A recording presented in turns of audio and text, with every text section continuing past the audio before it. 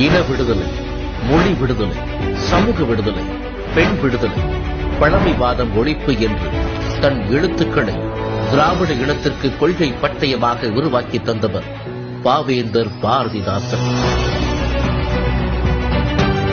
சாதி மறுப்பு மற்றும் மூட நம்பிக்கைகளை மக்களின் மனதிலிருந்து அழிக்கும் விதமாக பல்வேறு படைப்புகளை வெளியிட்டு மக்களின் அறியாமையை போக்கினார் புரட்சி கவிஞர். பகுத்தறிவு கருத்துக்களை கவிதையிலாக்கிய திராவிட இயக்க போர்வாள், பெண்ணுக்கு கல்வி வேண்டுமென சீரிய சிந்தனையாளர், எங்கள் வாழ்வும் எங்கள் வளமும் மங்காத தமிழ் என்று சங்கே முழங்கு என்ற எழுச்சி வரிகளுக்கும், தமிழனுக்கு வீழ்ச்சி இல்லை, தமிழன் சீட்டி தாழ்வதில்லை என்ற புரட்சி வரிகளுக்கும் சொந்தக்காரர் பாவேந்தர் பாரதிதாசன். 1929ஆம் ஆண்டு பெரியாரின் சுயமரியாதை இயக்கத்தின் எழுச்சிக்கு அடித்தளமிட்டவை பாவேந்தரின் பாடல்கள்தான். அத்தகைய பாவேந்தரை தமிழ்நாட்டின் வால்ட் விட்மன் என்று புகழ்ந்து பேசினார் பேரறிஞர் அண்ணா அவர்கள். முத்தமிழறிஞர் கலைஞர் அவர்கள் எங்கே எப்பொழுது பேசினாலும் அதில் புரட்சி கவிஞரின் பொன்வரிகள் ஒலித்துக் கொண்டே இருக்கும். தமிழுக்கு அமுதென்று பேர் புரட்சி கவிஞர் பாரதிதாசனுடைய கவிதை வரி. 1990ஆம் ஆண்டு பாவேந்தர் படைப்புகளை நாட்டுடைமையாக்கி பெருமை சேர்த்தார் முத்தமிழறிஞர் கலைஞர் அவர்கள்.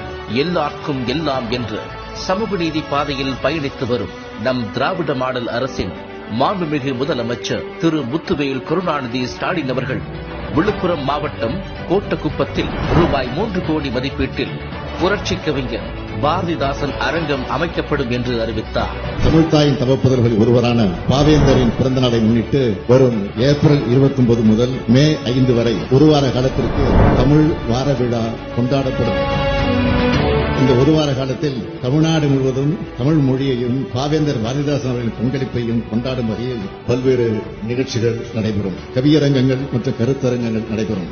ஆய்வரங்கங்கள் நடத்தப்படும். பள்ளிகளில் தமிழ் நிகழ்ச்சிகள், மாணவர்களிடையே தமிழ் மொழியின் பெருமையை எடுத்துரைக்க பேச்சு, கட்டுரை, கவிதை போட்டிகள் நடத்தப்பட்டு பரிசுகள் வழங்கப்படும். தமிழிசை, நடனம் மற்றும் மரபு கலைகளை மையப்படுத்திய கலை நிகழ்ச்சிகள் மாநிலம் முழுவதும் நடைபெறும்.